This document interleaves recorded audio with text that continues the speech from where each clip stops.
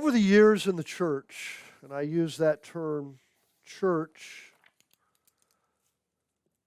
I don't want to say loosely, but not as emphatically. I prefer the ecclesia or those called out or the body of Christ, because it tends to not separate as much, where church, to many people, when they say church, means their specific fellowship, sadly enough. But sometimes old habits die hard. But over the years in the church, I have heard many people, many ministers, members, which we all are, part of that body as members, make this statement: I must defend the faith. You ever heard that? We are to defend the faith. So I'd like to ask a question today. And you're going to say, oh my, here he goes again, talking about topics that even angels would dare to tread. I've said before, I've spent my entire life asking questions to understand. And so here's the question I want to ask you today. I've already asked it. That's why I'm talking about it. But I'd like to ask you a question. Those of you watching in this webcast and will later, those of you here, do we, listen carefully please, do we or have we at times mistakenly been defending ideas or even traditions that are not the faith at all? Told you, boom, there goes the bomb into the lake. Have we at times mistakenly defended ideas or even traditions that are not faith at all? Now I want to clarify, I am not for one moment saying we are not to defend the faith. So please don't read that into this and get a roadblock that you keep bumping into. Recently, during one of our Bible Basics, a weekly interactive study that we have, lecture and interactive study and teaching, fascinating. The question of traditions within any church or religion came up. It wasn't isolated to those that may think they keep the Sabbath or the holy days or whatever it is that makes them unique, different, or maybe better. This pretty much goes across all of mankind and the worship that he does. The question came up of traditions, and it made me, I can still multitask, even after having COVID, a little brain fog, but I can still multitask. And unfortunately, I do that sometimes when people are talking in the conversation, I just tune it out and start thinking about something. Or sometimes I'm listening carefully and the brain's still working. That's why these little jewels work so great for people to a point, and then they break down, is that you can have multiple windows open.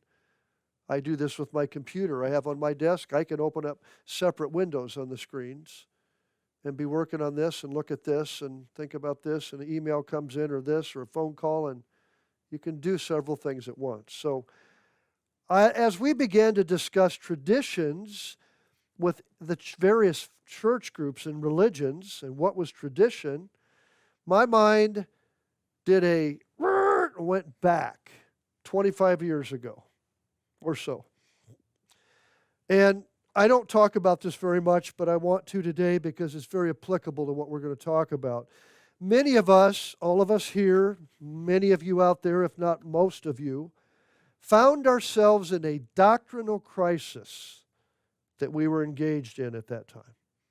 And as I begin to talk about this, things will go through your head, and some of you will start thinking about that. And that's good. That's okay. This wasn't my first time. Actually, it wasn't my second or third time. But I had dealt with this exact same thing at the church's college the year before I graduated 10 years earlier.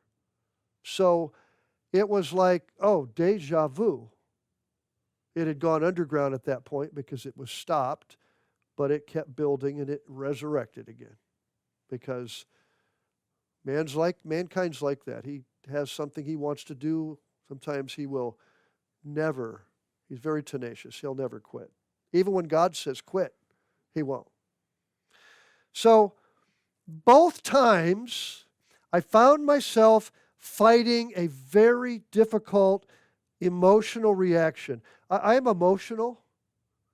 Probably you know my wife and I, we've been married, it's going to be 40 years before too much longer. But she's emotional, but I'm more emotional sometimes. Depends on what it is. But emotion's not bad. God created it.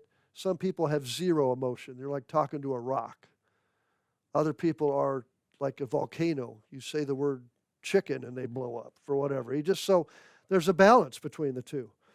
But I found myself fighting a very difficult emotional reaction that I had never experienced these two different times specifically, back in 83 and then in 94, 95. In the midst of the constant and heavy bombardment of theological material, and there was plenty. You remember some of it? Initially, I felt this wave of fear sweeping over me.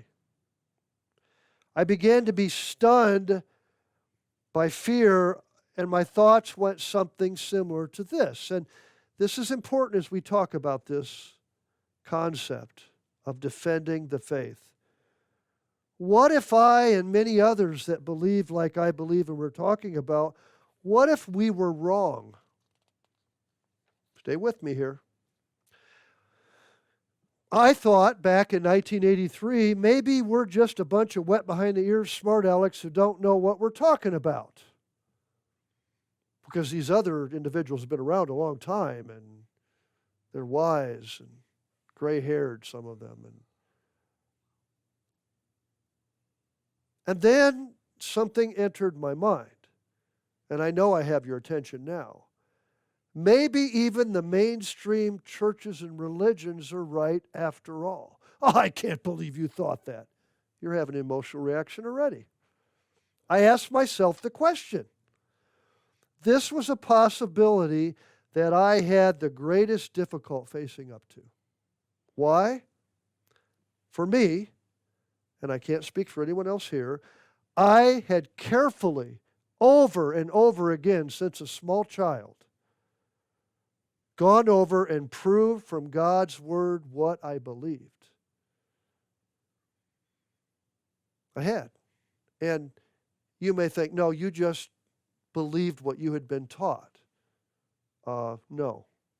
Because some things I heard when I was 10, 12, 11, 13, 14 years old, even 9, I went to the Bible and I couldn't prove it. So I didn't make a scene about it, usually, but I didn't believe it all. And I won't go in detail on some of those things in this message. You'll hear that in other messages. But I had proved from God's Word this, what I believed. Do you hear what I said? What I believed. And this is something we need to understand about many in the world who don't understand some of the truths of God. They're going to respond and live according to what they understand and what they are convicted to. And that's important, and I think we don't sometimes understand that or have.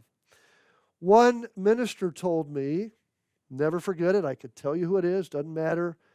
He said, you're not even willing to look at some of these doctrinal challenges with an open mind.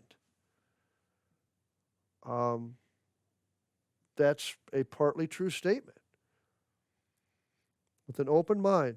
He then chided me, I would say, maybe corrected, said I had gone back and retreated to the safety within the walls of our long-standing beliefs, and I was imprisoned, if you will, by a fear of change. Now that upset me. But I heard what he said. And by the way, sometimes even my dear wife, I think she thinks she's not listening to me. Oh, I'm listening very carefully. I just may choose not to say anything or respond, but I do listen. There are times I don't listen too, but I listen. And sometimes I listen for words, phrases, thoughts, and then try to discern the intent. Because not always when you hear something, it may not be what the person is trying to tell you. You've heard the saying, do what I mean, not what I say. So you may say to your wife or husband or somebody, your family member or a colleague at work or your boss, you say something and they misinterpret it, and that's not what you meant. And maybe they didn't listen carefully. Maybe you used the wrong words. But a very quick and efficient or non-efficient judgment is often made. And so I know many others face this fear of change, this accusation I was given. So I began to look at and confronted the new teachings that were coming out. They weren't new. They'd been tried 77, 78, late 60s, go back before that. So they weren't new, but they were new teachings to some, and I began to study them and confront them head on. Many were flat out, they even stated so, they were unwilling to go back over what they believed or to confront what was coming at them. They would not discuss or look at either. They became very emotional. I can remember examples. Angry outbursts incurred, accusations, and they pulled in some of them into this kind of self-imposed exile. They didn't want to talk about it with anybody. They wanted everybody to like them. They wanted to be friendly with everybody.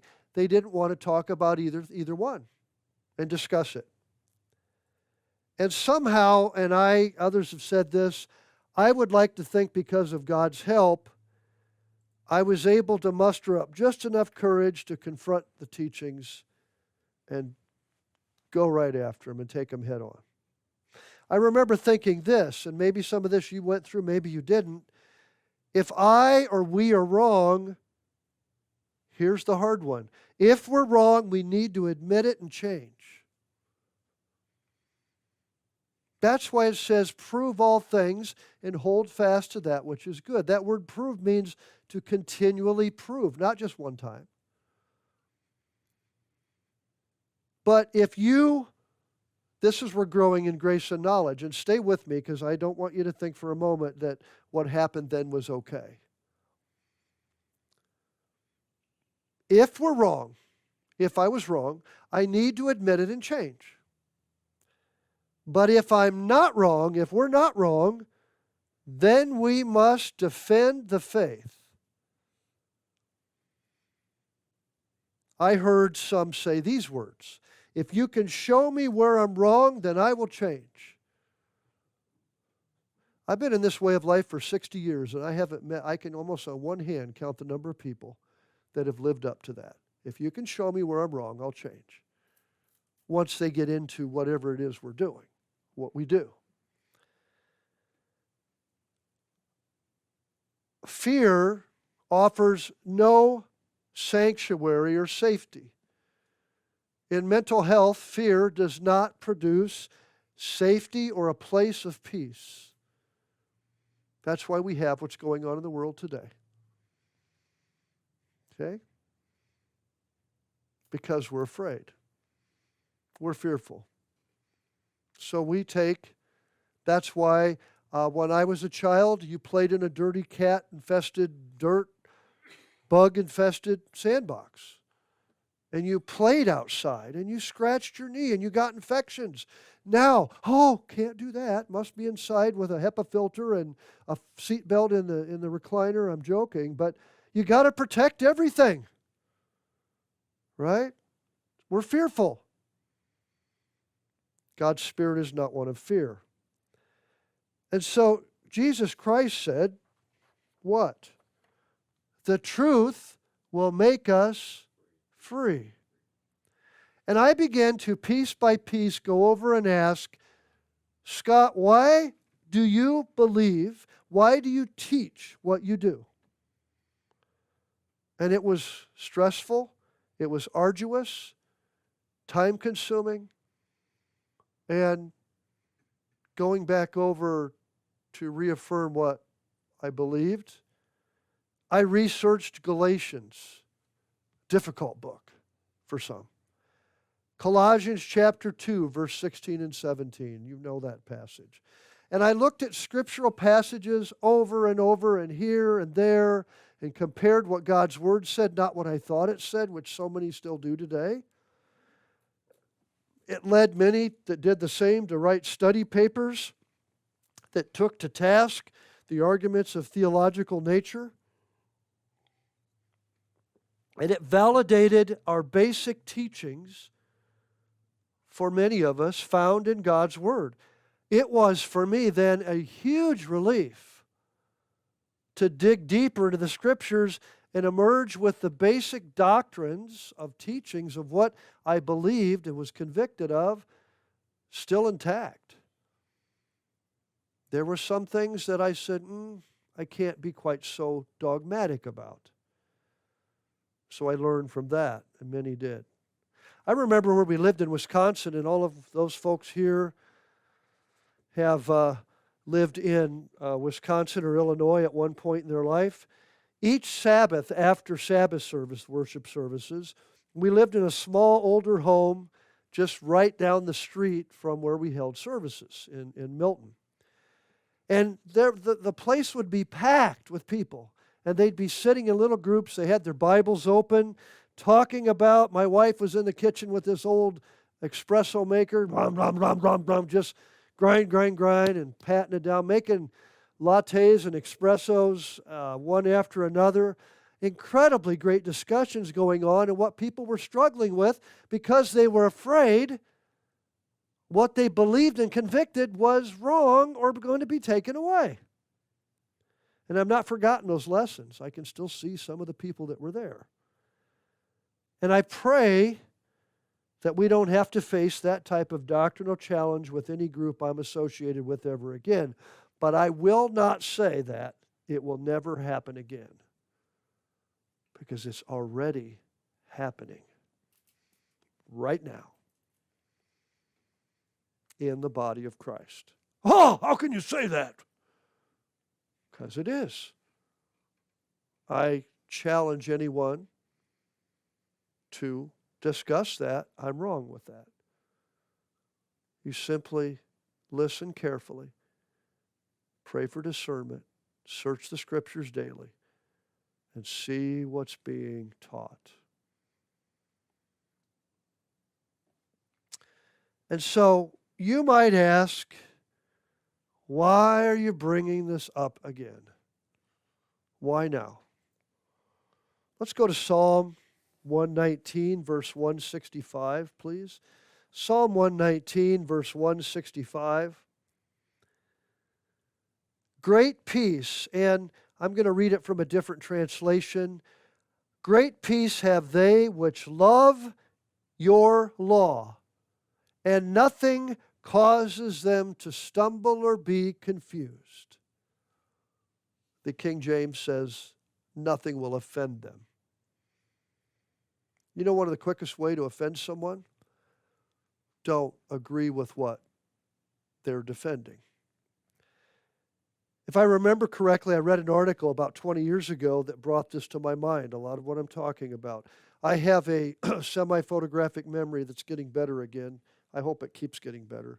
But I remember things I've read, and they come right back up, and I can see them. So, sometimes people say, you're plagiarizing everything. Sometimes it's just here, and I don't remember who wrote it or where it was, but I remember it, and it's still true.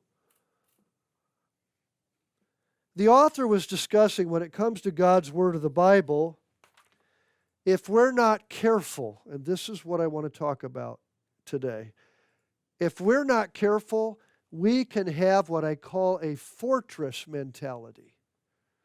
You may say, what is that? When it comes, a fortress mentality when it comes to defending the faith. I remember a fellow servant and friend who used to use that term, and it made me stop and think, and I reflected back, because a word picture is connected. A word picture is where you see a word and it brings back something to mind. If I say horrible blizzard, You may think back to living in south central Wisconsin or northern Illinois or North Dakota or wherever you've been. You probably aren't going to think of Corpus Christi, Texas very much. So a word picture creates something.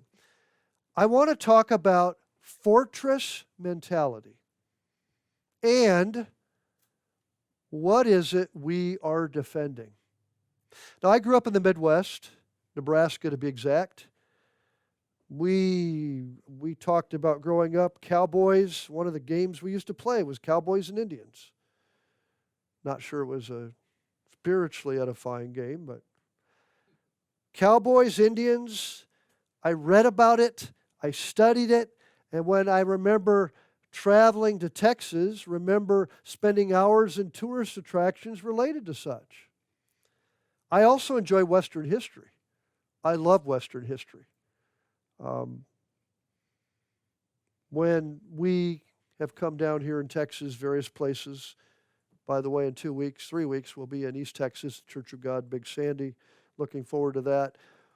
But I love the history of this state. I'm very familiar with the importance of forts. You all know what a fort is. Maybe you made one as a child. You built a fort.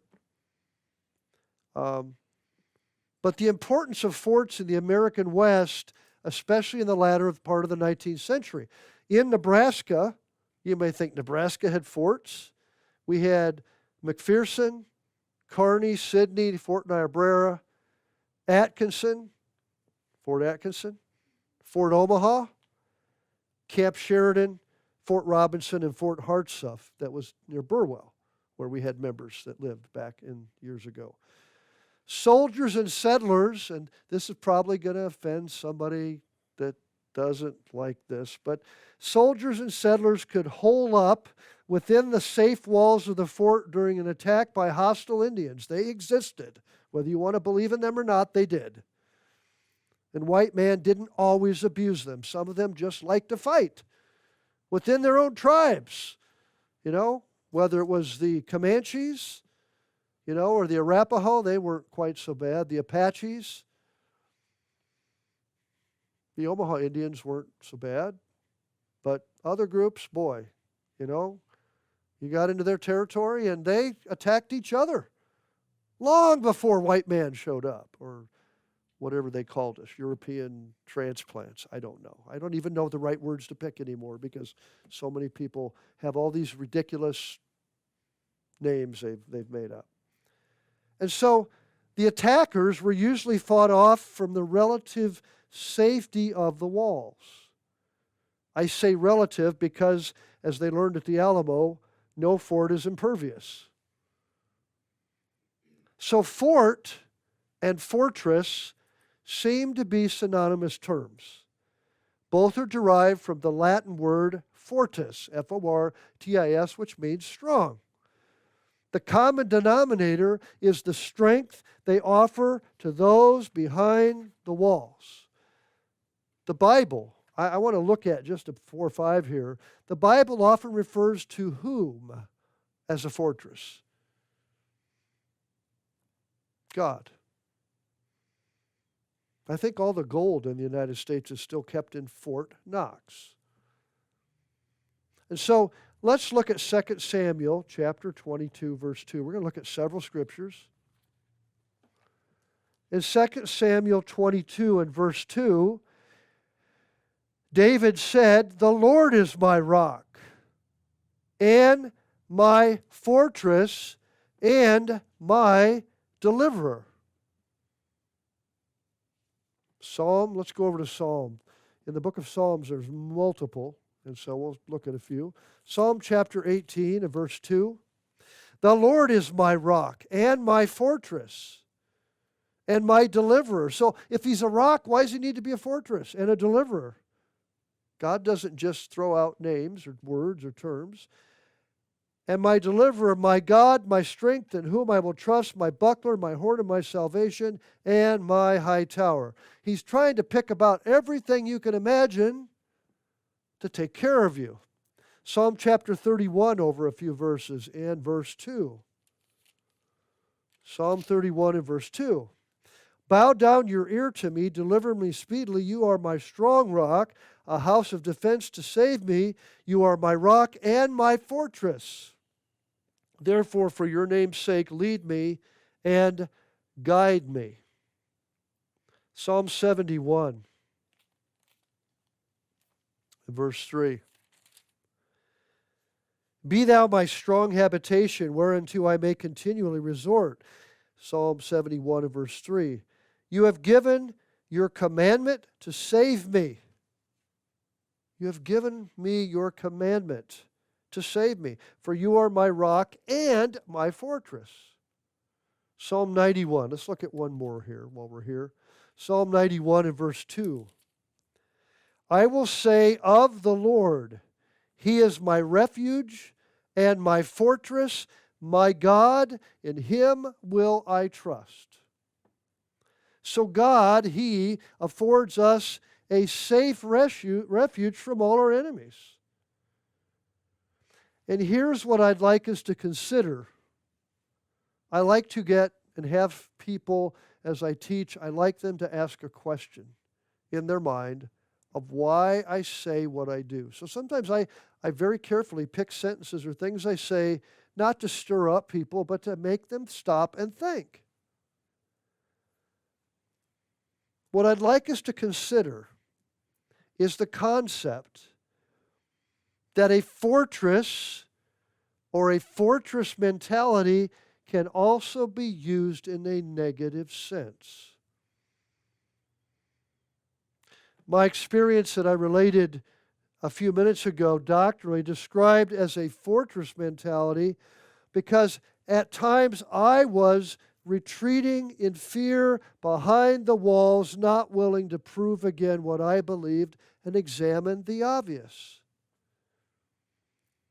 If you've been in the body of Christ for longer than 5 years and haven't gone back and reproved and proved again often and frequently what you do and what you believe and what you're taught and what's in the Scripture,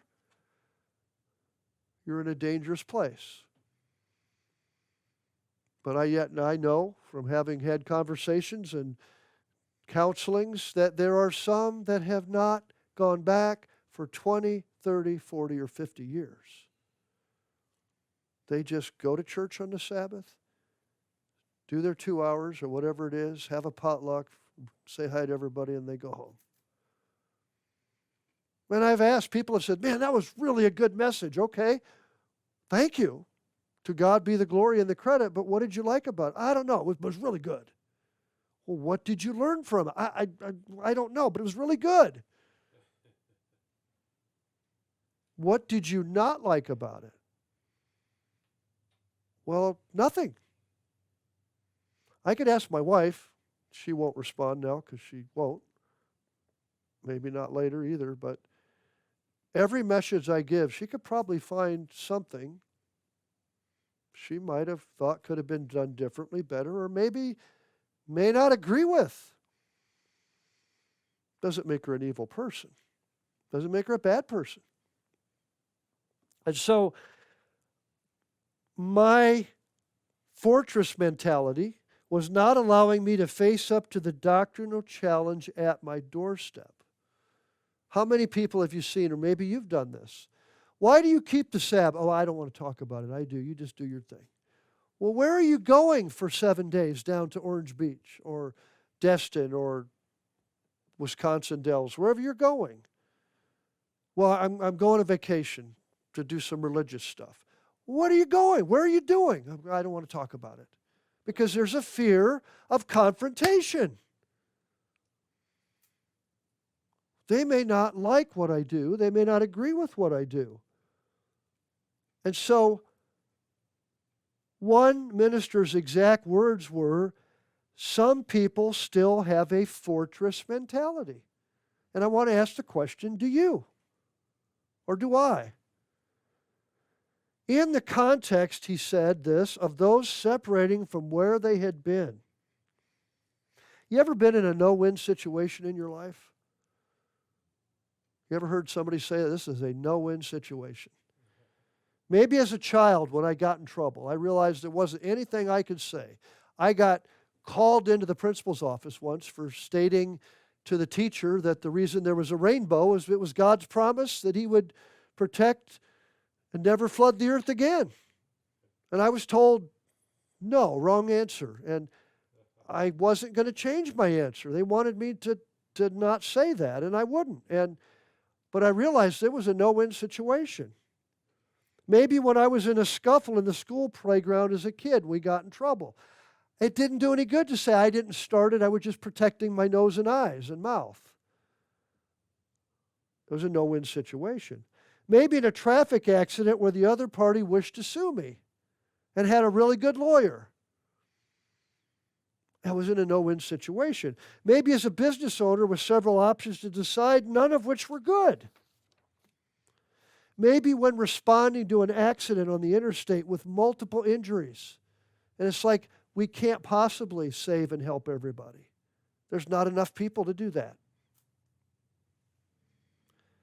Maybe I remember when 2 or 3 people at the same time were all had gone into the hospital with emergency, and I got calls and they all wanted to be prayed with and anointed, and they all lived about 2.5 hours away. I don't know if Gail remembers that. I couldn't do all 3. It was a no-win. Somebody was not going to get visited and anointed. And that was important to them.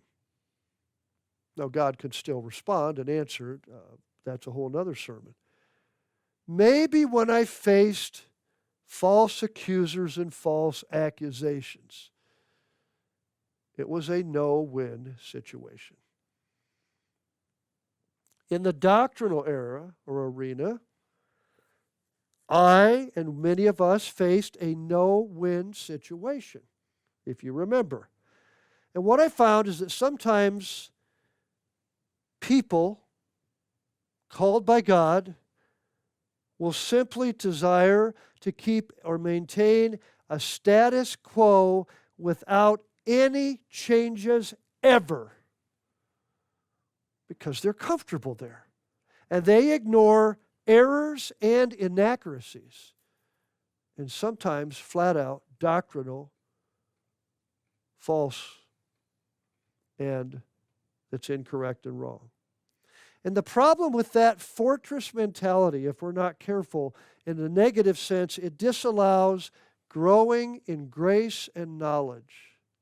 Let me ask you, if you were baptized, some of us back in the 60s and the 70s and 80s, or sooner, when I say the word grace,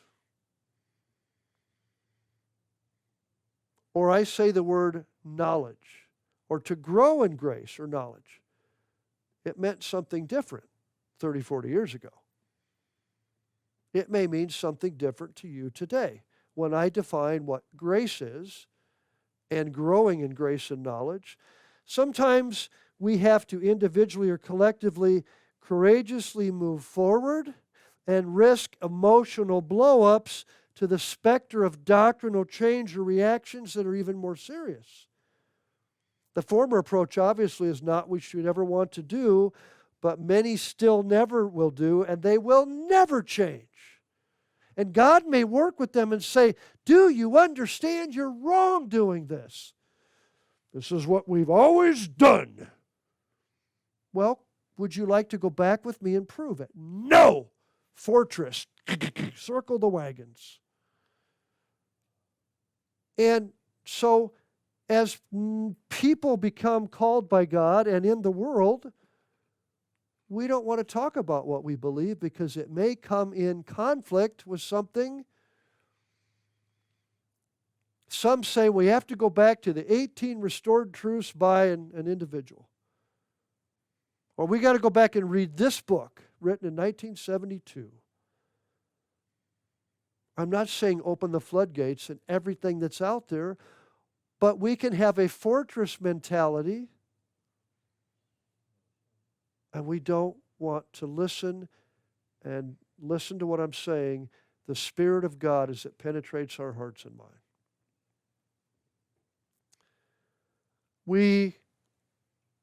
When realize that discussing,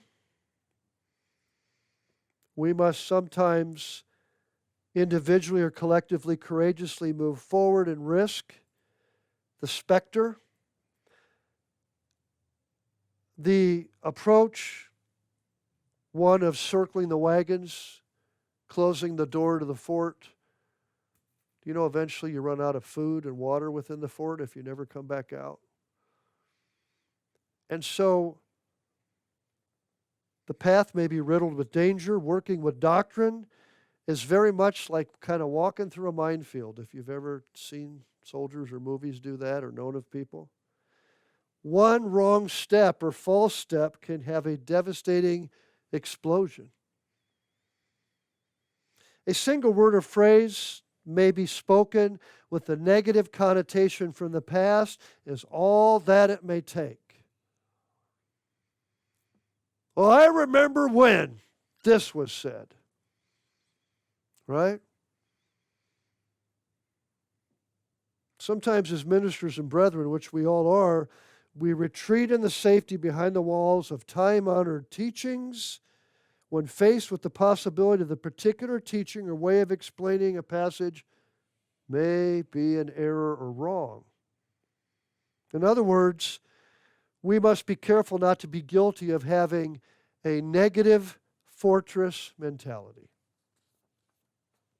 We may think we are defending the faith, when in fact we simply are not defending the faith. Unless we become aware of this danger, the road to doctrinal inaccuracy will continue to be difficult, and positive results will be slow and forthcoming. There are things that I have learned through God's Spirit, for me personally, that are different than what I believed 10 years ago, 20 years ago, 30 years ago, 40 years ago, 50 years ago.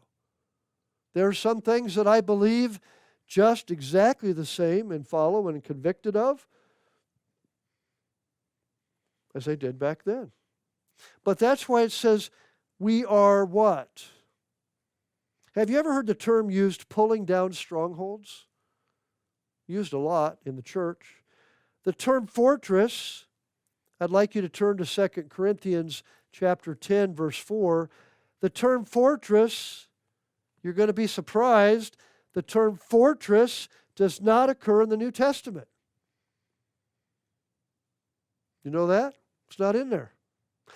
Paul used a similar expression, though, in 2 Corinthians 10, verse 4 and 5, in the context of the knowledge of God.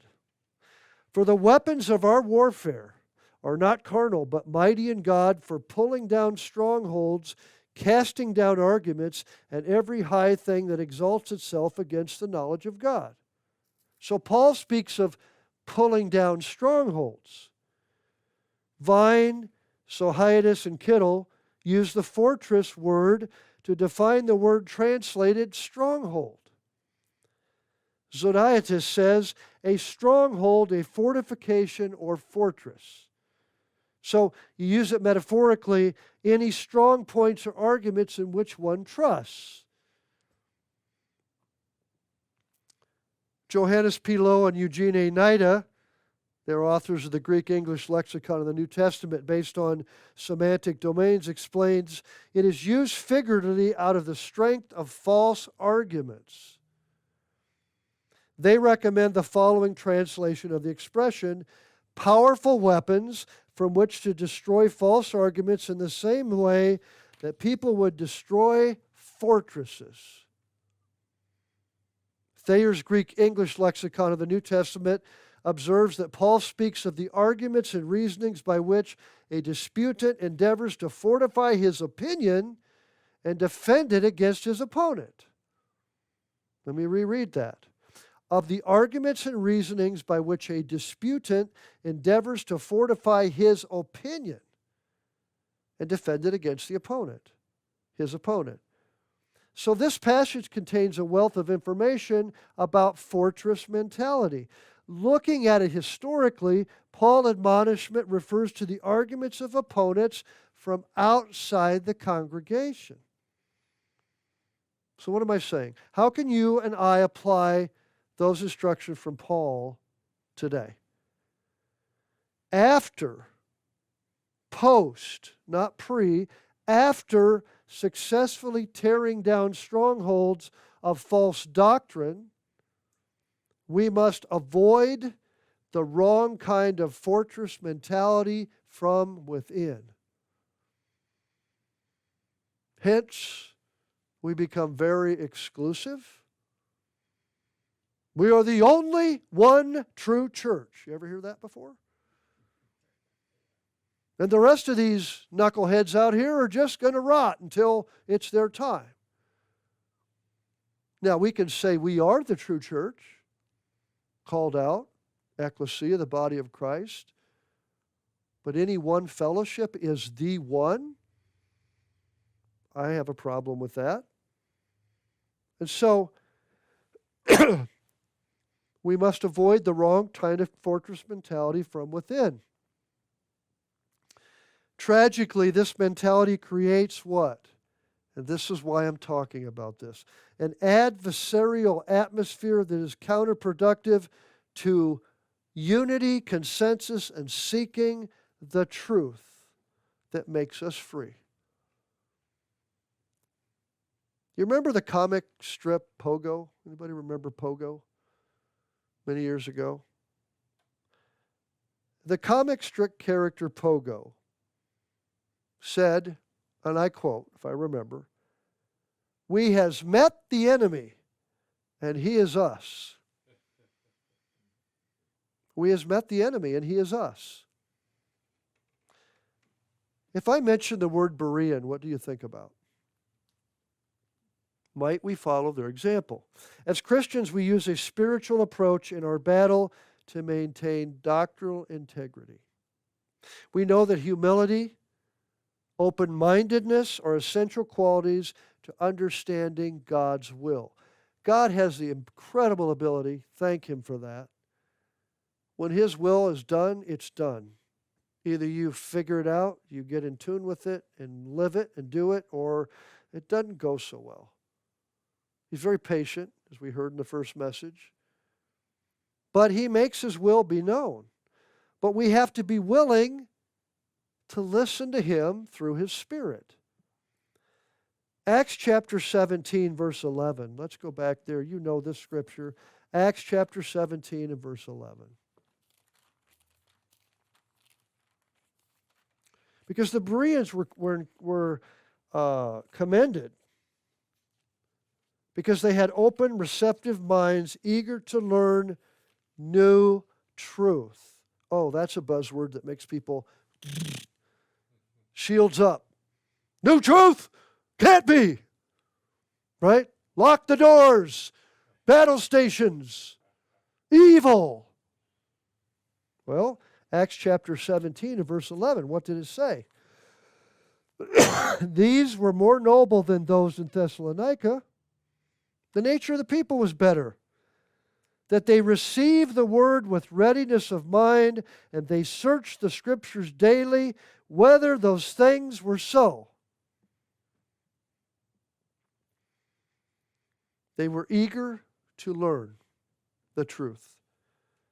We must remember, you and me, that our goal is to seek the knowledge of God, to dwell in peace with each other, if at all possible. How are we doing with that within the body? How are we doing with that? In order to do that, we must have an open and receptive mind to the possibility, and some right now are turning me off, shutting me down. I know that. Receptive to the possibility of doctrinal errors and inaccurate explanations, willing to correct them. Are we willing to listen to God? Because the children of Israel didn't do very well with that. And we are Israel, spiritual Israel. We don't do very well with that. We need to be willing to change if we are shown that we are wrong. How many of you are good at that? When you're shown that you're wrong, you're willing to change. But in order to do that, we must first be willing to be shown. Let me repeat that. We need to be willing to change if we are shown that we are wrong, but in order to do that, we must first be willing to be shown. We must be able to listen, to weigh new or conflicting information, and prove the truth from the Bible, not shut the doors, battle stations. Does that mean you open your mind to every wind of doctrine? I didn't say that. But within the body of Christ, we have human beings, some with gifts that search the Scriptures, and truth is revealed, and we will have no part of it. Because, I'm not taking God's name in vain, by God, we know what we believe. Done. Right? We must be able to prove all things. It's why the Church of God Ministries, we have a Bible Basics weekly interactive Zoom fellowship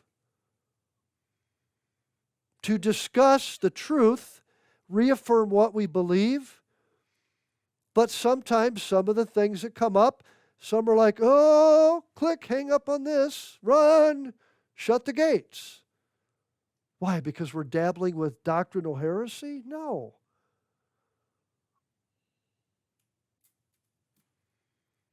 It behooves us to all do what we can to resurrect the eagerness to learn that what God first began revealing His plan to us. It's why we have the Sabbath every week. It's why we have the holy days. It's why you hear me say you need to pray and study and to fast on occasion and draw close to God. You've been saying that for 45 years or 40 years. If we feel fear or anger welling up inside when doctrinal topics are discussed, we must recognize our emotion for what it is. Not, they're of Satan, and I'm of truth.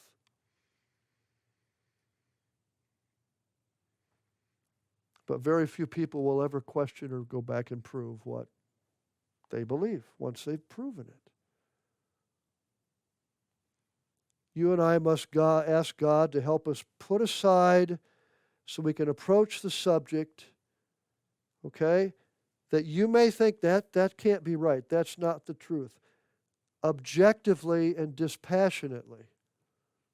To say, what is it they're saying? And then you may say, I cannot do that. I will not. That's your choice. But you can't shut down everybody that believes something a little different. Let me give you a stupid example. How you have church services has to be this, and this, or you are a heretic. I have been to so many different places with so many different ways they fellowship. Some I like, some I don't. But you can't prove it in Scripture. Let things be done decently in order. Well, if you don't sing this certain hymn, you can't be worshiping God. If you don't wear a tie and a jacket, you can't. Or you have to have this many songs and this, and you can't use this, you can't have a guitar. Crazy stuff, but that's not doctrine. Okay? How big a piece, don't laugh, how big a piece of unleavened bread you have at the Passover service? How much wine you have? It's got to be exact amount. Now, you're not to eat a meal and get drunk. He said, eat at home first. He didn't say get drunk at home. You don't get drunk at either. They were doing that. Paul addressed that. Where you meet, you have to meet. You can't meet in people's homes. Right? Or you can't meet, only can meet in people's homes. Those are not doctrinal issues. But nobody wants to what? Then when it gets into doctrinal questions, they don't want to talk about it because they're uncomfortable. And so subjective and objective are very important when it comes to God's Word. Subjective most commonly means based on personal perspective or preferences of a person or a group. The subject who's observed something. In contrast, objective most commonly means not influenced by or based on personal viewpoint. Based on the analysis of an object of observation only of facts or truth. And then you have some that teach things that come across as, oh wow, this guy's incredible, or this lady. But it's not truth, it's their opinion. The whole Old Testament was written in a different language that they've proven, or New Testament. You need to search it out and say, where did they come up with that? Because what will happen is, it will change. When you begin to keep the Sabbath, we heard about that this morning. It's when the sun goes down. Well, I have to know exactly when the sun goes down. Then go spend $20 million to buy all the equipment so you do it perfectly. But some will, and that's their choice. But you shouldn't force that on a group or other people. And so people don't want to talk about, I like this topic, I like to bring it up when I travel. How do you observe the Sabbath? Some people don't want to talk about it because they know how they do it, and you're not going to like it. Or what they do. Whether you pray, some of this you may be giggling, but it's dead serious to some people. Do you pray before you eat or after you eat? Or both? Or all three times? Before, stop, during, and after? Which is right? Some of you, that's obvious. Or you have to have songs before you can have an opening prayer for Sabbath fellowship. And you have to end with a closing prayer after songs. Okay? Or one Sabbath, there's a 10-minute message and the rest is singing and praising God. Oh, we can't do that. Or some places don't sing. They just play music, but they don't sing because they want to in their heart. However they do that, I don't know. I like to sing. But some places, I think the way some folks sing, they should just play music. But so arguments that are contrary to the Word of God must be torn down, along with any walls that are built up against God's Word. But you and I need to determine to emerge from the fortified walls of incorrect arguments and courageously approach all subjects with readiness of mind. And listen to what is said. And then you can formulate an opinion based on your understanding of God's Word and stay convicted to that. Don't cave in. I don't care if there's 100,000 people that tell you, or 50 million, or 500 million, Sunday is the day you worship God. That is a very provable, incorrect belief. And once you may discuss it, whatever, you say, look, I continue to have proven this. I'm not going to keep revisiting that. If we tear down strongholds, okay, and we emerge from the fortified walls of incorrect argument and courageously approach subjects with readiness of mind, we avoid the negative kind of fortress mentality and reap the benefits of spiritual unity. I believe within the body of Christ, the ecclesia, those called by God, we still have, with many of us, a very strong negative fortress mentality. And so when God's Spirit penetrates us or someone, we are not even willing to listen to a fellow member of the body of Christ because they're a nut job, wacko, heretic, all those buzzwords, loony, unconverted, and we don't grow. And sometimes, if we're willing, often, to discuss what we believe, they may say, my thinking is wrong. Thank you for helping me go back and see what God says. The Bereans searched the Scriptures daily. Why? They already knew it all. Why'd they need to do that? To see if these things be so. So my question is, I'd like to leave with you today. What are we defending? Let's make sure it is the truth. And do so in an objective manner that is pleasing in the eyes of our God.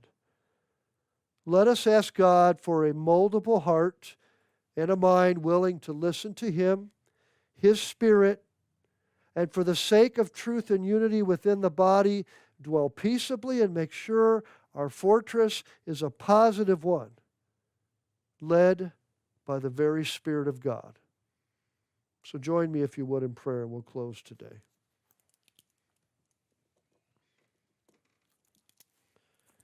Our Father in heaven, God, we come before you as we're so eloquently and specifically laid out in your word and taught. We come before you, Father, and Jesus Christ at your right hand. We ask your blessing, your encouragement, your help. Open our minds to your truth, to search the Scriptures, to prove what is solid, prove what is true, defend that, but be willing to discuss and to teach and to learn and to have a heart that's pliable and moldable by you. Not to just listen to everything that comes along, ever searching, never able to come to the knowledge of the truth.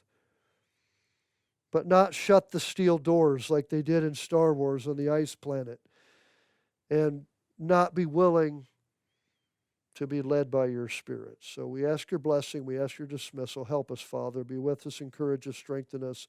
We praise you, we love you, we thank you, and we do pray all of this through the name of our Savior, your Son, who gave his life for us, who walked and breathed on this earth, bled, died, and then was resurrected, and now lives in us through that Spirit upon repentance and receiving you and your Son through us in that one Spirit, one body. Help us to be unified. Help us to have peace and protect us. And we thank you again. In Jesus Christ's name we pray. Amen.